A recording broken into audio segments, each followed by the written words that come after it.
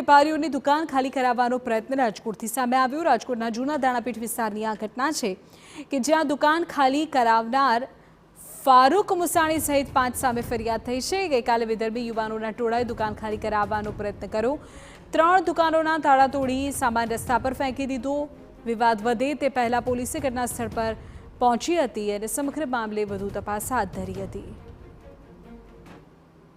દુકાનનું તાળું તોડતા હતા એ સામે બેઠા બેઠા મેં જોયું એટલે અમે ત્યાં ગયા તો અમને એને ઓર્ડર આપ્યો કે આ વકફ બોર્ડનો ઓર્ડર છે તાળું તોડવા અને માલ સામાન તમારો બહાર ફેંકી દેવાનો। કેટલા જણા હતા સાથે? 20 થી 25 જણાનું ટોળું હતું। બીજી તરફ વેપારીઓની દુકાન ખાલી કરાવનાર શખ્સ ફારૂક મુસાણી કહ્યું કે 3 દુકાન ખાલી કરાવવા માટે વક્ફ બોર્ડ દ્વારા કહેવામાં આવ્યું છે। અમે કબજો લેવા માટે વક્ફ બોર્ડની કોપી આપી દીધી છે। કાયદેસર ગુજરાત રાજ્ય વકફ બોર્ડનો અમને ઓર્ડર મળેલ છે ને એ ઓર્ડરના નિયમ મુજબ અમે દુકાનોનો કબજો લીધેલ છે। કેટલી દુકાનો? 3 દુકાનો એમને એ લોકોને કોપી મેં આપી દીધી છે દુકાનની કે ભાઈ અમને આ ટ્રિબ્યુનલ કોર્ટ આપણે વકફ બોર્ડનો ઓર્ડર આવેલ છે અને ઓર્ડર મુજબ અમે અમારી દુકાનોનો કબજો લઈએ છીએ।